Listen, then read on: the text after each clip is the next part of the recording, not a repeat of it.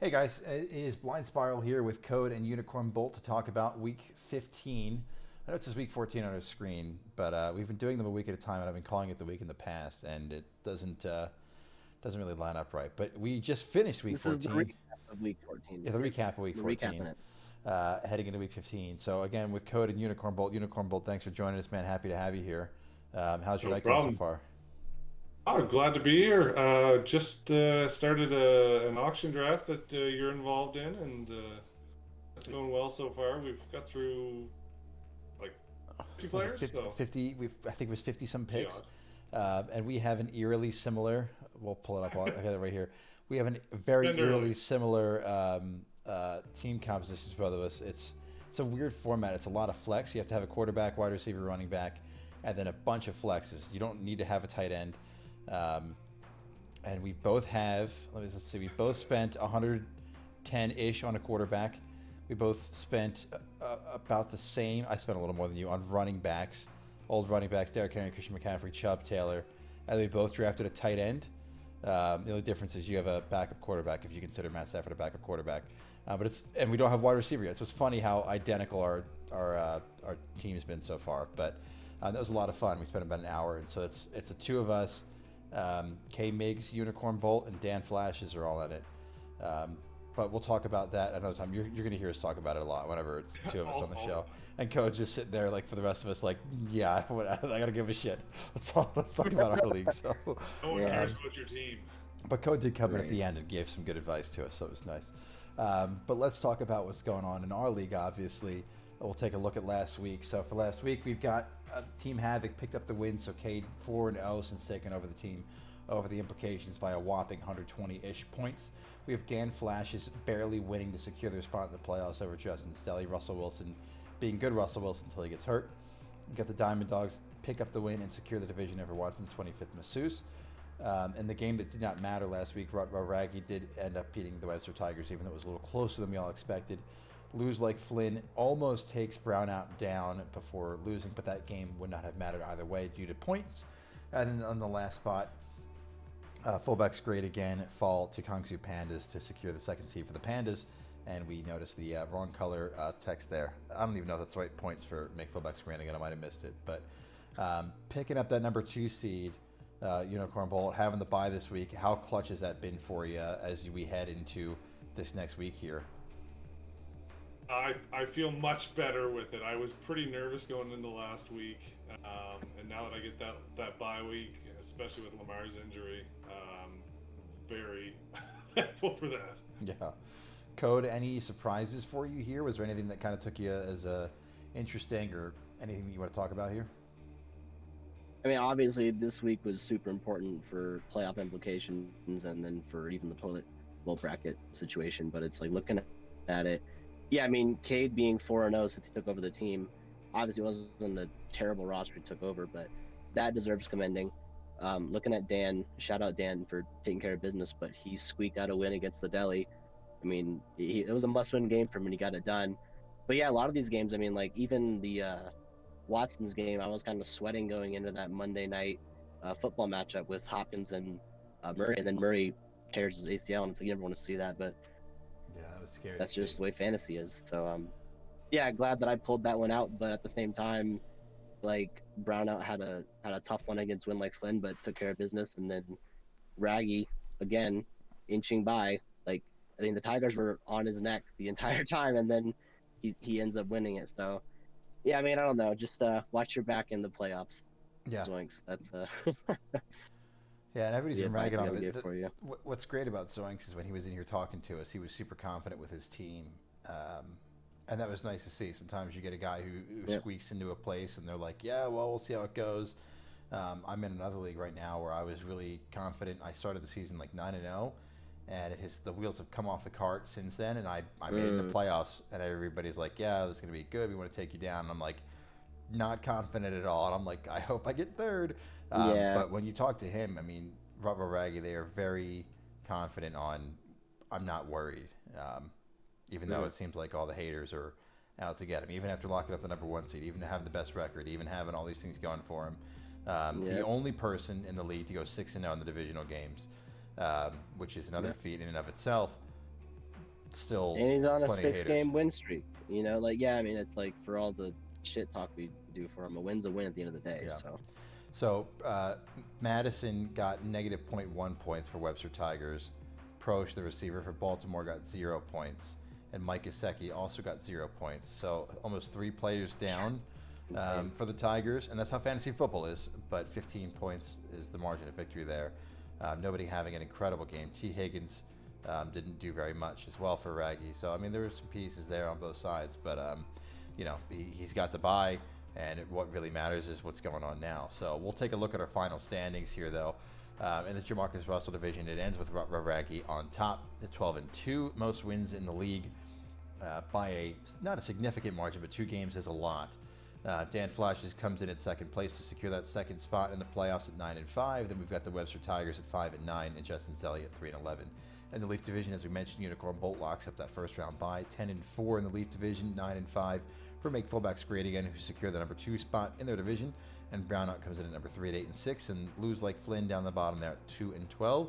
And the Smith division, Diamond Dogs secure the division for themselves, 9-5. Team Havoc on their tear go 8-6, becoming second in the division. Watson's 25th Masseuse at 7-7, and the Implications at 2-12. And again, for any last bits of confusion for how the playoff seeding works, it's the top team from each division and the best teams after that. So 9-5 go to Dan Flash to Make Fullbacks Great Again. The seeding, Fullbacks Great Again, I think is 4th or 5th, depending on who beat the other one, but it doesn't really matter. And the last piece goes to the most points for remaining, and that is Brownout to take that 6th spot. So that's why they are there instead of Team Havoc. Team Havoc and Watson's 25th Masseuse will compete in the extra pick bracket, while the Tigers, Delhi, Lose Like Flint, and the Implications are in the extra pick bracket. Again, the place you want to see all this stuff will be significantly better to see on the spreadsheet, the cap overview versus on Sleeper. Sleeper has the bottom bracket wrong. It has a top bracket right for now, but it's based off of seeding. So Raggy will play the lowest seed that comes out of the first round, so it might get funky, so keep an eye on that as well. While we look at these standings, I mean, to me, this is pretty much how it lined it up in my head. At the halfway point in the season, I think the only thing that I would switch around is maybe Brownout over Fullbacks Great Again, I would say. But Brownout's just been on a bit of a collapse recently. Anything that stands out to you guys, is this kind of what you had it pictured as in your head, standings wise, or not so much? I wouldn't really call it a collapse, maybe a little slide. I mean, he still has one of the best rosters in the league, so I'm not hating on it. What about Unicorn? Anything that you think of that comes to you as not a shock or anything like that, but did you see it kind of lining up this way as well, or is there something else you kind of had in your head? I mean, basically that. I mean, obviously we're still surprised that Zoinks is the 12-2 is a big number for anyone, regardless, of their team, and then the same thing with Brownout. Just seeing him at the having to use the 60 to get in just definitely is the biggest surprise for me.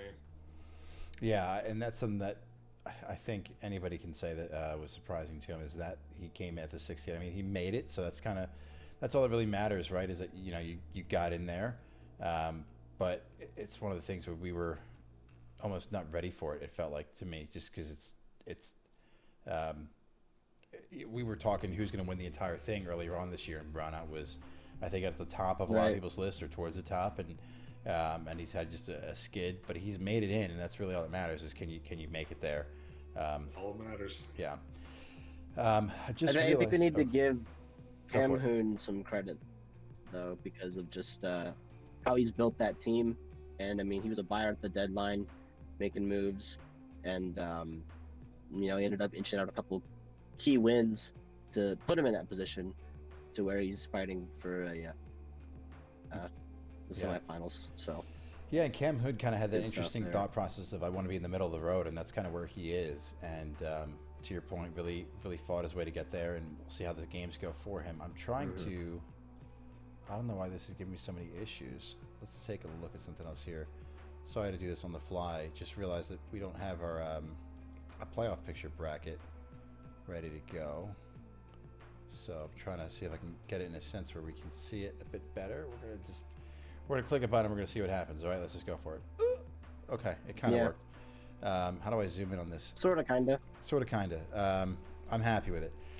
Barely. Let's Yep. do this. Let's So push a couple buttons. Dan is the 5th seed, that and what it Cam is? Hoon is the 4th seed. Just to clarify that. Not that home field advantage plays a part, but Oh, Yeah. it does.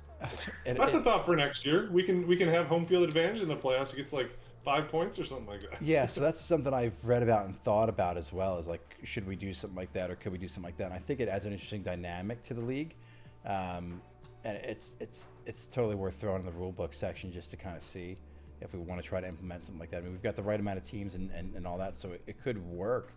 I wonder about the that I could just feel like that would suck if you lost a game due to home field advantage. But then again, no that's kidding. kind of how it works in the Yeah. NFL. But I could totally see myself, pushing for a playoff spot, Being and I like, lost because of "Bro." home field advantage. I'd be like, "Fuck this."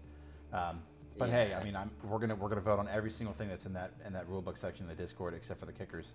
But it's okay; they weren't here anymore. But we're gonna vote on everything that's in there. There's a few things that I'm just gonna clap my hands and change, quality of life stuff. But there's a few things in there that are totally worth voting on, and I like the idea of home field advantage. Yeah. So I'll put it in there, and we'll get that to you. But managed to make the playoff bracket look a little bit nicer on the screen. Rutrow Raggy with the first seed bye, and Kung Su Pan is there waiting to see who makes it through. Diamond Dogs versus Brown in the first round. Dan Flashes against Fullbacks Grid again in the second matchup of the grand prize bracket. We've got Team Havoc and Watson's 25th Masseuse and the best of 3, and then we've got the toilet bowl bracket. And that's what we look like. So let's dive into each of these matchups kind of one by one here. Let's do this. Let's click on that first. Let's click on this. Ta-da. All right. So as we touch on each different section here as well, I'm going to really explain because there are a couple people have reached out with questions about what these games look like. So for extra clarification, talking about the toilet bowl first, it is a round robin between all 3 teams. So, or excuse me, all 4 teams. So all 4 teams will play each other. Whoever has the best record will get the 101. So you want to score points. I know some toilet bowls, if you lose, you get flushed or whatever the case may be. You want to win these games. Everybody wants to win their games, for the record. Whichever team comes out with the best record wins. If there ends up being a situation where 2 teams tie, it's going to follow the same tiebreaker rules as normal. So if 2 teams end up 3-1, whoever won their game against each other will go ahead and take the win there. If there's a tie there somehow, it's going to go to points 4. So you want to win those games. That's how the toilet bowl bracket's going to work. And the first of the 2 matches that we've got are the Implications against the Webster Tigers. Implications, I can speak in first person, I guess. I made a lot of moves at the trade deadline that I was really happy with moving into 2022, or excuse me, into 2023. And they were also to the point that I think they helped me for the toilet bowl bracket to get the higher pick. And I think that it's kind of the opposite for the Tigers, moving away from Jamar Chase and all that good stuff. But currently, the game is projected to be pretty close. Currently, Implications projected to win, but I don't know if Morgan's changed his lineup at all and has Daniel Bellinger still in the lineup, so I guess not. But it should be a projected close game. The first game, I'm actually projected to win in about 14 weeks, I think. So that's nice to see. But how do you guys see this matchup going between these two? Because Webster Tigers on paper, they're the highest seed in the toilet bowl bracket. They're the only team that has a decent record at 5-9 in comparison to the 3-11 or the 2-12 that the Implications and lose like Flynn are. So on paper, with record, Webster Tigers should win this one. But what do you guys see happening here if you had to predict this one? Yeah, I think the moves that he made at the deadline definitely hurt his team. So, looking at the matchup now, I mean, he's got Lawrence there who he puts up a week like he had the other week. That's a big benefit. But other than that, there's no one in the lineup that really scares you. Where on the flip side, Implications, you've got Swift kind of getting healthy. You've got Dobbins getting healthy. Drake London and some other bodies there. It looks like I would definitely give the edge to the Implications right now. Code, what do you think? Where's your head at? Yeah. If it's in a vacuum, I'm probably going to side with the Implication just because of the players. But the Tigers have been a wild card. They've taken games with like contenders down to the wire. So I mean, yeah, we really don't know what's going to happen. Looking at some of the moves that were made by the Implications here at the trade deadline, I guess, notable things. T.Y. Hilton added to the team. We'll see if that actually turns into anything at all. Picked up a couple picks. Picked up Mike Evans in a bit of a salary cap move from Team Havoc. Trying to see if there's anything else there. Picked up Derek Carr in a trade with Cam Hun, sending away Treylon Burks. Picked up Carson Wentz, which I don't know if it's a good thing or a bad thing between our deal code. But so a couple moves there. We'll find out. Yeah, I guess we'll find out when he comes back if he ever decides to play football again and try. On the opposite side for the Webster Tigers, the big move that we talk about with them was the sending Jamar Chase away. That was the only move they made at the trade deadline, it looks like. Yes, that was the only move they made at the trade deadline. Getting Tyler Lockett, getting Juwan Johnson, and getting a bunch of picks, but sending away Dalton Schultz, Jamar Chase, and $75. They do have. He's very outspoken on his feelings for Christian Watson, who's been performing well too. So there is a replacement there, but definitely I would say a downgrade more than an upgrade for the Tigers. So it will be interesting to see how that first matchup goes. Moving on to the second one here, we've got Justin's Deli against Lose Like Flint. Justin's Deli is one of these teams that I think that a lot of us looked at what he had on paper and did not expect his record to be what it is. And he's got a great core group of players with Justin Herbert, Ken Walker, DJ Moore, has 2 picks in next year's draft for each round as well. Rex Burkhead, obviously with Damian Pierce not being there, but somebody picked up off the waiver wire. Cam Akers looks good. George Pickens had the hype. Elijah Moore. There's a lot of pieces on Justin's Deli, but there isn't really a superstar per se like some of these other teams have. Lose Like Flint on the opposite side of the coin has Dak Prescott back in the quarterback role, Najee Harris, Jerry Jeudy, Brandon Ayuk, Austin Hooper. So a lot of big names, but some that were either hurt or haven't played well this year. Code, we'll start with you on this one. Where do you see this one going? Well, I was going to say the Deli, I mean, not for lack of trying this year, but next year, they're probably going to have a better season just because of their guys. Right. And then you look at Lose Like Flint's roster. That roster's a solid roster. Just hasn't worked out this year, and sometimes that's the way it is. I feel like comparing this game to the other toilet bowl bracket game, the implications are probably more favored to win that one in particular just because of roster talent. But this one could go either way. I would not be surprised if Flynn takes it or if the Deli take it. So just got to hope for those spike weeks from you guys. Unicorn, how do you see this one going here? Yeah, I see it the same way. Like you got the quarterbacks, Prescott, Herbert on the opposite sides, and Daniel Jones. Well, I guess Sam Darnold, Matt Ryan, Colt McCoy, Pickett, whoever he decides to put in. Yeah. But there's talent on both sides. I see. I'm not sure what his plan is, but you got Ken Walker might play this week. You got Terry McLaurin on his Deli has on his bench. So if you pop all those into the lineup, it's pretty close to me. So it's just going to be one of those things that who plays well this week. So. Yeah, and I think it's a great point. A lot of players coming back from bye, and you look at Justin Fields is sitting on the bench, Walker's sitting on the bench still. Clorin was on the bench from the bye weeks. There's a lot of options that both these teams have. They both have pretty good depth there. I mean, we saw Matt Ryan's, Sam Darnold, Matt Ryan, Colt McCoy, 3 different options for Lose Like Flynn to throw in there. Kenny Pickett is there as well.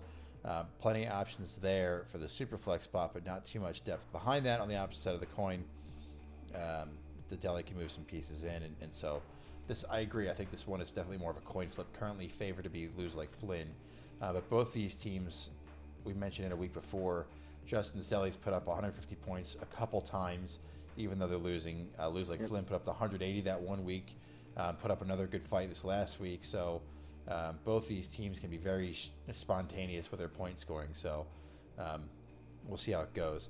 By the way, all 4 teams in the toilet bowl bracket still have their first round pick. So all 4 teams should be trying their hardest to get that higher pick, because whoever wins this gets the 101. And there could be a situation where a team doesn't have their first round pick and they don't care, but all 4 teams do have the first round pick. So it will get awfully spicy. Right. Moving on to the second bracket of the 3 that we've got, it's the extra pick bracket. So Team Havoc and Watson's 25th Masseuse are coming in 5th and 6th place, depending on how their games go. And the winner of this bracket, or this best of 3, will end up with an extra pick at the end of the first round, so it'll be 1.13. That pick is, it says it's not tradable, but it is tradable. But I am 97% sure that we're not going to have trading again until the rookie draft, because I think that the rookie draft will just explode with trades and excitement, which could be a lot of fun. But the problem is we got to go to like rehab and not trade for a couple months to get to that point. Yeah. But whoever wins their best of 3 will end up with an extra pick at the end of the first round. So it is a best of 3. So they will play back to back to back weeks. If we get into a situation where they tie, it'll be most points 4. And again, it's best 2 out of 3. So if Team Havoc wins 2 in a row, or Watson's wins 2 in a row, there is no game in week 17. But these two teams will be going head to head to see who gets that extra pick. So some big stuff on the line, and some big name players. Yeah, big name players here. Team Havoc, obviously, with some superstar power. Dalton Schultz, Jamar Chase, Christian McCaffrey, Josh Allen, arguably top 5 players, each of them at their respective positions. And the only reason I'm saying top 5 is Dalton Schultz is probably 5th. I think you can make the argument that McCaffrey, Allen, and Chase are top 3, if not top 2, if not the number 1 at their position for Havoc. And then Watson's 25th, masseuse. Tony Pollard, who he's an absolute believer in. Kyler Murray, who obviously shouldn't be here anymore. But you know this is clearly made on Sunday. Tebow Samuel, George Kittle, still some firepower, so it's definitely a hit to Watson's 25th masseuse, but not even close to being in a situation where he's down and out, I would say. The tricky piece really becomes the quarterback becomes Taylor Heineke. We don't have a super flex start for Watson's 25th masseuse for a quarterback. But the difference is we've talked so many times about his wide receiver depth on the team. Stephon Diggs, Amon-Ra St. Brown, DeAndre Hopkins are easily his top 3, but then he's got plenty of different pieces he can plug in. Debo's out apparently for the game tomorrow, so he's a piece that you can plug in normally, but he's still got some more depth there. He's happy with his running backs. But Team Havoc, 4 games in a row, ever since Cade's taken over the team, has won all of his matches. Do you guys see this bracket? We could say game 1 if we want to, but we'll do an ultimate prediction. How do we think this best of 3 goes? I mean, I would just go straight to the series. I don't see Watson's putting up much of a fight. It's kind of hard when you lose your starting quarterback to an ACL injury. I know he's got great receivers, but Havoc just been on a roll, and it's probably going to be very hard to stop just because of the talent he has on that roster. So, I mean, I wouldn't be surprised if Havoc just 2-0s and then sits out last week. Unicorn, do you kind of see this happening as well, or do you have a different opinion here? No. Looking at things with those injuries to Kyler and Debo, like, I don't even think we have to have the 3 games. Like, let's just give Team Havoc the pick now and just say it's done. The tricky thing for me is that there is such little depth for Team Havoc. I completely agree with what you guys are saying. I'm all on board with it. I think that, especially with I think if Kyler existed, there'd be a lot better of a fight or an argument here. Oh, but yeah, since he doesn't this anymore, would be, yep. Yeah, then no bid coming in, by the way, from Watson's 25th masseuse to pick up Colt McCoy there. But there is such little depth from Team Havoc, so each team can have 30 players on their roster, including their 3 IR spots. There are 10 spots unfilled currently for Team Havoc. Obviously, when you pick up an orphan team, you kind of have some strong feelings about players and don't like other players, so you remove them from your team kind of right away. But reports are out, Chiefs have interest in OBJ now, came out a couple hours ago, but traded for OBJ, who's not on the team. Deshaun Jackson, Chuba Hubbard, Kenyon Drake, Raheem Mostert, Marcus Mariota. Marcus Mariota is also on IR. That's what he has on the bench. So there's, I don't consider Kenyon Drake a good start. Deshaun Jackson, obviously not. Odell Beckham, obviously not, because he's down on the team. So he's got Raheem Mostert, Chuba Hubbard, and Marquez Valdez-Scantling as his depth. That's it. Those 3 pieces. Now, his starting lineup, when you look at the starting lineup, right, you've got Josh Allen, Christian McCaffrey, Singletary, Jamar Chase, Richie James, Matt Collins. Top-heavy build. Very much so top-heavy. So if one injury could really derail everything, or any issue could really derail everything. P. Ryan's looking good, but if Mixon comes back, does that send P. Ryan back to the shadow realm? When does Matt Collins come back down to earth? you're starting a Giants wide receiver as your number 2. Like, it's kind of sketchy. It was a good move to get Tannehill at the trade deadline. I think that was a big one to fix your super flex spot there. But I worry that if there's any type of bang up, move. yeah, I worry if there's any type of injury that Havoc loses 10 points, like per injury, 10 points down, almost from here on out. Or if you start the wrong guy and they just, it can just get sketchy. I think I was a little too dismissive. You're right. An injury like a Kyler injury, if it happens to the other side, it could get a little closer week 2 and 3. So it could be. Yeah. Yeah, and of course, the last thing anybody wants to do is see an injury. Even if it's a team you hate, you never want to see anybody get hurt. So obviously, not cheering for injuries or hoping they happen. But if something does come up, I mean, Kyler's was a non-contact injury where he took the wrong juke and just fell, and that was it. You don't want to see that happen to anybody. But McCaffrey is cursed. So are the 49ers, right? Like, to me, it's only a matter of time. Dalton Schultz just coming back. Jamar Chase is just coming back. Allen's got the elbow. So I worry that something could happen. But if nothing does happen, I agree with you. I think that Havoc can just take it off. And again, 4-game streak, you can't argue it. But that being said, Watson's was also the only other team in contention for the division up until the game with you last week, Code. So I think that's worth noting that he stuck around and hung around to the end there. Yeah. Well, and at this point in the season, even if you don't have the Q tag, everyone's still banged up. Everyone's still hurting somewhere. Yeah. So it's like with Kyler, just the wrong juke, and that was it. So it's like it's very volatile out there right now. Yeah, that's crazy. I think the NFL should add 2 bye weeks for each team, but here we are. And I have no say in any of this. So moving on to our big bracket. Grandpa's bracket. This is where we want to be. This is what we're all aiming for, is to win. I know that rebuilding is fun, but we're all here to win the championship, right? So we're going to spend a lot more time discussing these games. We've got Brownout versus the Diamond Dogs first, and then we've got their second game of Dan Flash against Make Fullbacks Great Again. The way that this bracket works is these 2 teams will play. The lower seed will go up against Raraki, who's got the higher seed. Unicorn Bolt is waiting in the wings to see and to take the higher seed. But we've got very shared opinions on how these games will possibly look and what the disparity in the team build-up difference between these 2 matches. So we're going to start here with Brownout against Diamond Dogs.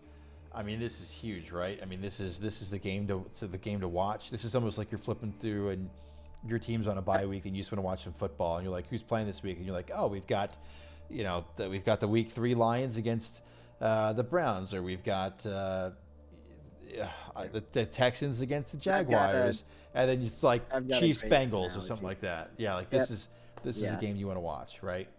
I was gonna say the other matchup. No disrespect to Cam Hoon or Dan, but this is when you're it's early 2000s or whatever, and it's like Manning versus Brady, and you're like, I want to watch that AFC matchup rather than the other wild card game that's going on. Who really fuck cares about that one?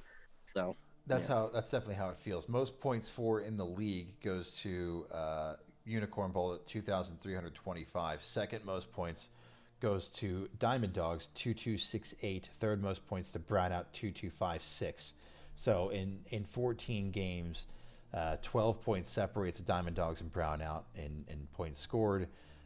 Nobody else comes close to that, by the way. The next closest team is 200 plus points away for the teams in the playoffs. That includes regular number 1 seed. That includes Dan Flashes, who is 400 points behind these guys. That includes Make Fullbacks Great Again, who's 200 points behind these guys.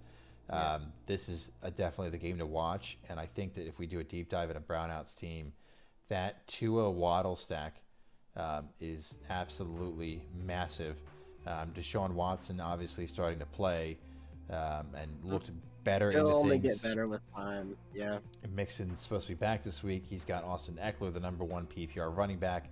I mean, this is a team that early on in the year we were expecting to win it, and they've had a skid recently. But this is a team that I think a lot of people, myself included, were saying this is the team that wins it. All 3 of his wide receivers in the top 24. His 2 starting running backs are in the top 12. Deshaun Watson doesn't really count yet. We'll see how that looks as we go. But both, I think, I would argue, Tua and Deshaun Watson, you could argue are top 12 quarterbacks or the quarterback ones. Hawkinson, tight end number 3 in PPR, Michael Pittman and Juju Smith-Schuster, so his fourth wide receiver in the top 24. Juju Smith-Schuster's number 26, so 5 receivers in the top 26. Still has Saquon on the bench, ETN on the bench. There's so much to like from Brown out, except for the simple fact of they've been fucking losing. How do you? They're absolutely stacked. They've just had bad luck of the draw in certain situations. I mean, it is what it is with fantasy. So having to play him twice this year, Unicorn Bolt.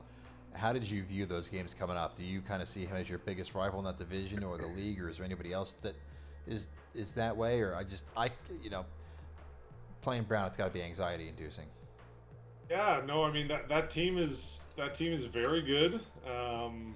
You mentioned the slide. I mean, I think that's maybe just a bit of kind of luck and funny things that go on during the fantasy season, right? So it's scary to go up against a roster and say like there's no weaknesses. And now that doesn't mean every player is going to play well every single game, but I think it's he's a heavy hitter, but yeah, who knows.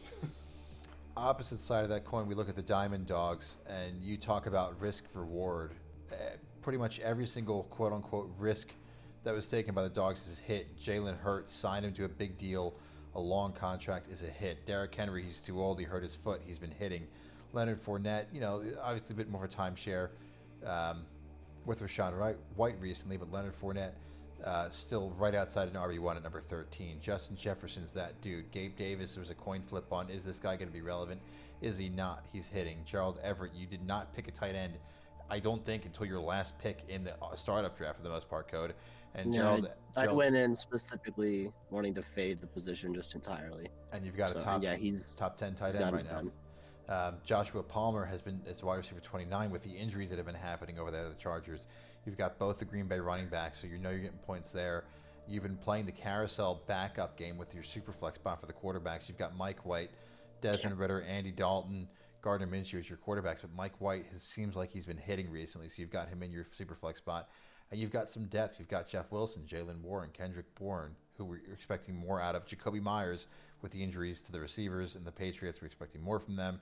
Russell Gage, Trent Sherfield, Julio Jones. Like, you've got the depth for it. You got your boy Benjamin there as well. So it's the tale of two tapes here, where Brown's been taking these reliable big names and has been winning with them. You've gambled a lot, and I think you've pretty much checked you've won every single gamble you've taken so far. Where's your head at as you head into this matchup here?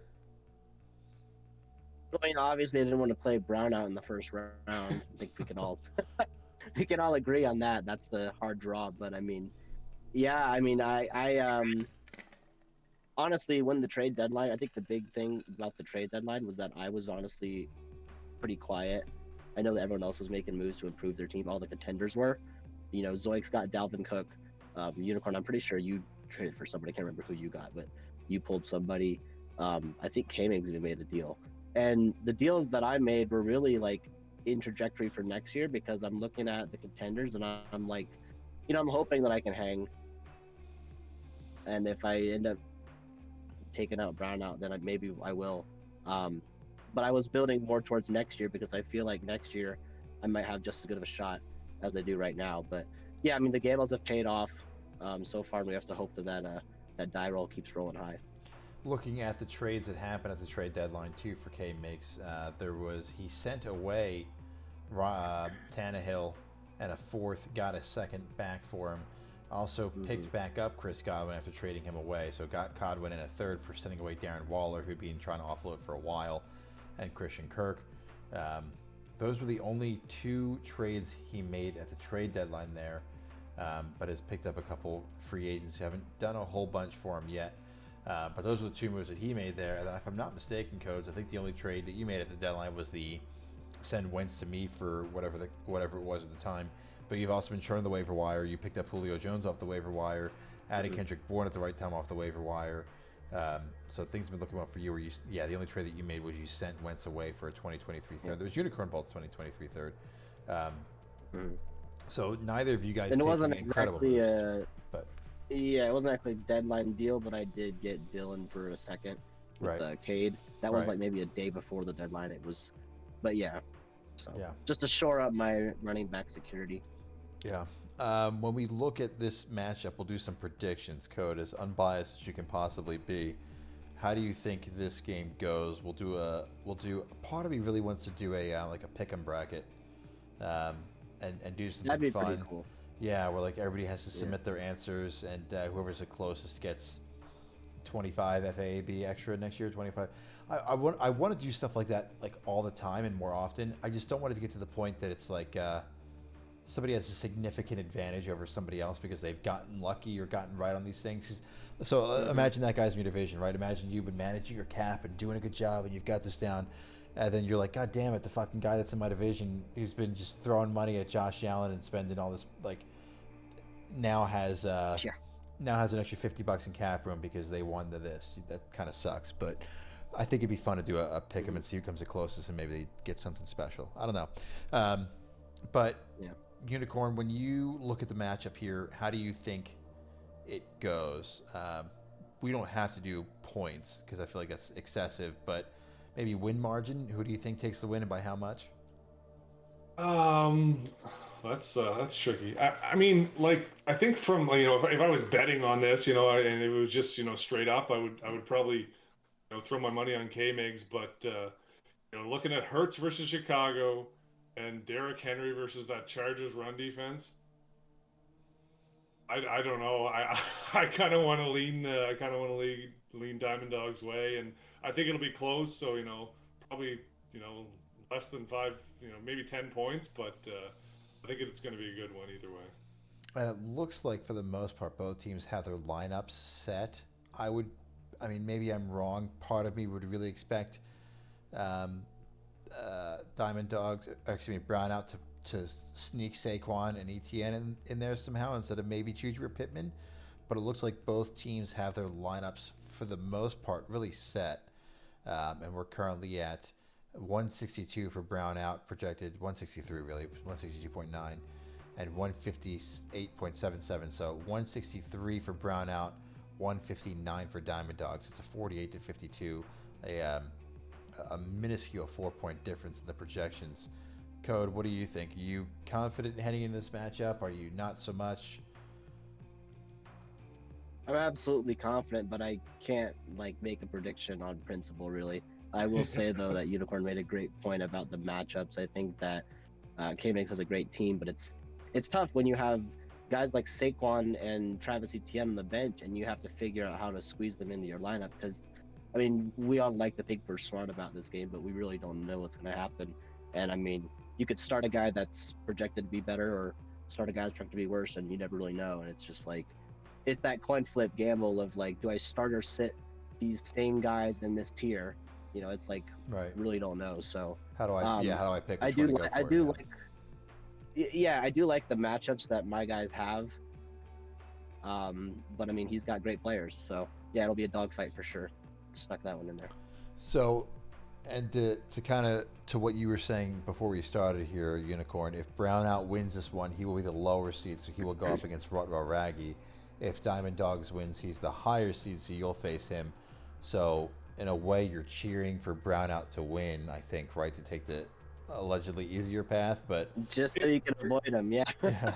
It hurts to cheer for my nemesis, but I might have to.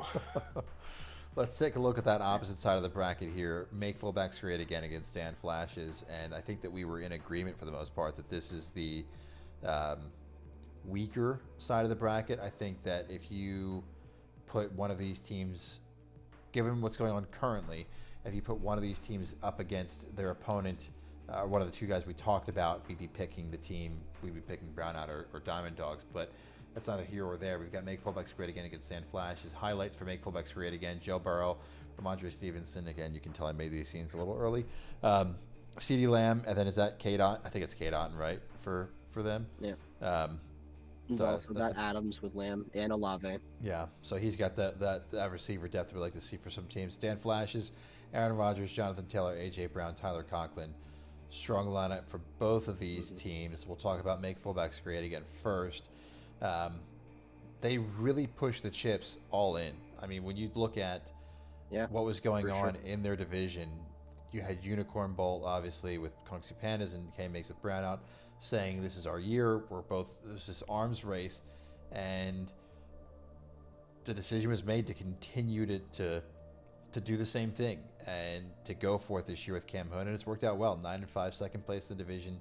It has a good roster. Brock Purdy's been looking well so far. Dropped 250 on him to make sure he got his guy and to have that second quarterback on his team after he traded away Derek Carr at the trade deadline. Got Rashad White, who he's been a believer in all year. Picked up Gibson with a trade with the implications earlier on, and that receiver depth: CeeDee Lamb, Chris Olave, Devonta Smith, Devonta Adam, oh my goodness, Devontae Adams, Traylon Burks. Like the receiving depth there is nuts. Damian Pierce going out hurts. Stevenson being questionable hurts. But even with Tyler Boyd, DJ And Chark, Gibson's questionable too. yeah. So there's a Like all lot of his of, running backs are banged up. and he has the receiver depth to probably get him through that. But the scary piece is, to your point, there's not really another good running back to take that spot. The other running backs in the roster, Damian Pierce, who's already been declared doubtful, Keontae Ingram, who we thought might have a bigger role, hasn't. Stevenson's questionable, so we'll see how that one goes. Duke Johnson, Gus Edwards, there's nothing else He's got really Rashad there. White, who we haven't talked about. Yeah, but He's got Rashad White, and who we talked he's been an absolute believer in Rashad White. Rashad White has probably earned that. You look at how well he's been doing, kind of getting that more work recently. The last 3 weeks have been, the last 4 weeks. If you skip the bye week, he's been in double digits. Continue to take work away for Leonard Fournette, and even in the game-winning drive against New Orleans, there's that clip of Tom Brady coming to the sideline saying, "You want Rashad in for this play," and scored the game-winning touchdown. So the fact that he's got, as a rookie, he's got Tom Brady's trust is pretty incredible. But I think the injuries that happened this week with Brock Purdy's questionable, Gibson's questionable, Treylon Burks is questionable, Garoppolo obviously season-ending injury, Stevenson questionable, Damian Pierce is out, Brandon Cooks questionable, Tyler Boyd questionable. A lot of good pieces, but is it enough to push fullbacks over the edge? Unicorn, we'll start with you, another one of your division rivals here in the playoffs. How do you view this team overall, really? I mean, do you see him in that same top tier as you and Brownout? Or where do you kind of see him in this picture? I mean, it's a really good team. I think the running back depth, isn't just quite as good as some of the other teams. I think that's the difference. But I think his wide receivers, you're reading them off there.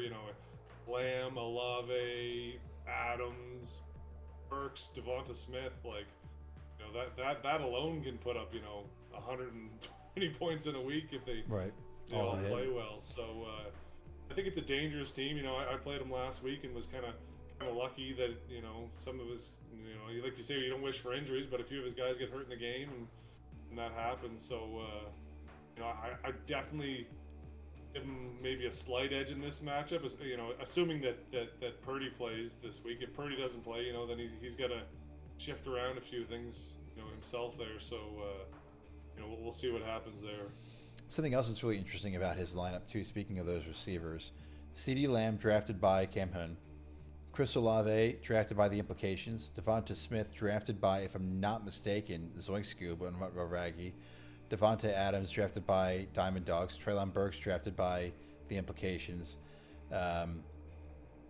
Stevenson was not drafted by Cam Hoon, Brandon Cooks was drafted by, I think, Flynn, Tyler Boyd drafted by the implications, DJ Chark might have been drafted. Cam Hood has built this roster through trading and finagling and making things happen. Construction. Yeah, it has been a season-long process to put himself at 9-5. Brock Purdy picked up off the waiver wire. Obviously, Rashad White drafted with the hopes there. Gibson was traded to him. I don't remember about Dulcich, but there's Joe Burrow traded to him. I mean, we talk all about the gambles on tight ends he took. He took so many gambles to find a tight end. I'm usually the tight end crazy person, so Cam Hunt's given me a run for my money this year. But we've talked about how much I enjoy trading. Unicorn's done a lot of trading. K Meigs has done a lot of trading, and there's some teams out there that do a lot. But Cam Hunt has quite literally built this roster through the draft and tons of trading to put himself at 9-5. It has worked out well. Dan Flashes has made moves of his own, but a lot of this team is built from what he drafted. So let's take a look at that side of the roster. Russell Wilson, questionable. We'll see how that goes. It has Aaron Rodgers. So we've got the two older quarterbacks there. Excuse me, hiccups that come out of nowhere. Sorry. Two older quarterbacks there. No quarterback depth other than Love. So if Rodgers goes down, he's got Jordan Love there. Does not have another backup. He's got Case Keenum in case something happens to Allen. Running backs have been interesting. David Montgomery and Jonathan Taylor have both shown incredible flashes this year, and then the opposite at the same time. Not much depth beyond that. Benny Snell and Alex Ingold, so not a lot of depth there. But when we look at the receivers, it starts to bring it home a little bit more for Dan Flash, as Christian Kirk has so much potential. Amari Cooper's been doing really well. A.J. Brown has shown that he's that guy. But again, it kind of drops off a bit after that. A couple random people: Brandon Berrios, Isaiah Hodgins, Josh Reynolds, DeAndre Carter, Philip Dorsett, Darius Slayton, Kendall Hinton. So not a whole bunch there. Conklin is a tight end, though. Conklin's been having a good year. He's also got Dawson Knox, who has been inconsistent, but finally picked up another 14-point game last week.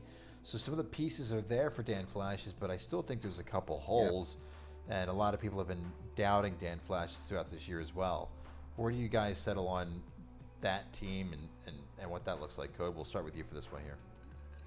I was going to say keep an eye on Darren Waller because he's designated to return from IR. And if he gets Waller back and he's healthy and doesn't reactivate injury, goes through practice and is fine, that'd be a big upgrade for Dan's team. And yeah, Dan has been kind of like in the shadow of Rutrow Raggy in that division over there, what is the Russell division? Kind of been in the shadow, just kind of slowly inching by, getting it done, like a win's a win, even if it's very gritty and tough, like the one he just pulled off against Justin Snelly. And he's done this with a down year for Jonathan Taylor. I mean, nobody thought Russell Wilson was going to be this bad with the Broncos, and it's not really all his fault. It's mostly Hackett too, but I mean, I've watched Broncos games. I live in Colorado, and I'm like, I don't consider them a real football team. This is terrible. What's that one guy he's got? Blanking on it. Rams receiver, Cup. He's got Cup on IR. So like, if he had Cup, and Cup was healthy and playing, and the Rams were not a dumpster fire right now, I mean, this could be a totally different story. Yeah. Well, and the fact that all of these things have happened, and he still managed to make it to 9-5 and a playoff berth. I mean, this is 12-team league. Only half the guys make it into the playoffs. So it's a commendable job for Dan. I also think something that's definitely worth mentioning is you look at, we just talked about how we're not sure. There's some inconsistencies and some things like that. He swept Webster Tigers. He swept Justin Stelly. He also beat the Implications and Lose Like Flynn. So he took out the bottom teams. Beat Watson's 25th Masseuse, who ended 7-7. Picked up a win against Make Fullbacks Great Again, who he's playing this week. Picked up a win against Kung Fu Pandas, obviously second place team. Unicorn Bolt sitting here with us. So he's beat some good opponents. So it's like, but he lost to Brownout, lost to Diamond Dogs, and lost to Rutrow Raggy in both the games this year. So it's almost like a coin flip on what you're going to get with them. But he's shown that he can do it. So it really puts the teams in a weird situation. Unicorn, anything you can think to touch on this with? I mean, I think Cup carried him a long way for a number of weeks, and losing him, it hurts a lot. I'm not sure what his record has been the last month or so, but he still has Taylor, so he's got some potential for a big week here. But like you were saying, the depth just isn't there. So if Wilson doesn't play this week, or Cooper's questionable, he could be hurting. But if those starting lineups stay the same, then he's got a shot. Those guys are good enough to put up enough points that you never know. I think what's clear is there's some weakness with Cam Hood and Make Fullbacks Great Again at the running back position, and I think there's some weakness with Dan Flashes and really who you get in that flex position. So it really is going to be a matter of how these injuries shake up, and then which players in their weakest position hit. You asked about his schedule for the last month, Unicorn. So he played Webster Tigers and Justin Stelly to secure a spot in the playoffs, narrowly beating them both, beating Webster Tigers by 3, beating Justin Stelly by 7. Did lose to Rutrow Raggy. Did defeat you in the random week. You only had a score at 109 points scored. He had 154. Did lose to Brownout. Did beat Lose Like Flynn. Did beat Make Fullbacks Great Again with 182 points. So he's been 5-2 in the last 7 weeks. So really pushed himself into the playoffs. So he definitely picked himself up by the bootstraps and went for it. And he was active at the trade deadline as well. I don't think it was anything significant, but he was looking to. He picked up Darren Waller there at the trade deadline, which is a big upgrade because Waller, when he's healthy, is great. I don't think there was anything else significant. I know that there were a couple trade rumors surrounding Jonathan Taylor, but a deal did not get done. I'm trying to see if there's anything else that happened. Did pick up DJ Dallas, which is huge for when he gets back. But other than that, yeah, just that one deal at the trade deadline where he picked up Christian Kirk and Darren Waller, two players who probably are they, if Waller's back this week, should be in his starting lineup to help. So did make some productive moves there. Both these teams did. Let's do some predictions again. I think I missed my last one, so I'll go back to it here at the end. But when you look at these two matchups, currently projected, same percentage, 3% over, 154 for Make Fullbacks Great Again, 146.5 for Dan Flashes, about 8 points away, 7.5 points away for Dan Flashes to lose to the fullbacks. Do you guys agree there? Do you think it's going to go differently? Where's your heads at, or where are your heads at? I was gonna say I feel like this is one of those games where Dan might have to play catch up a bit. It's kind of tough because, I mean, fullbacks right again, they've had their spike weeks and they've had their down weeks. So it's like, which team are you going to get? You're going to get the team that throws up 190 on the board or the team that does with like 100. Right. And I mean, I feel like Dan had he won the matchup against the Delhi like with 95 points. And like, that's pretty low, for league standards when you talk about contenders. And it's like, I feel like while he's got great players and so do the fullbacks, I just feel like Dan might have to play catch up here unless all of his guys start hitting.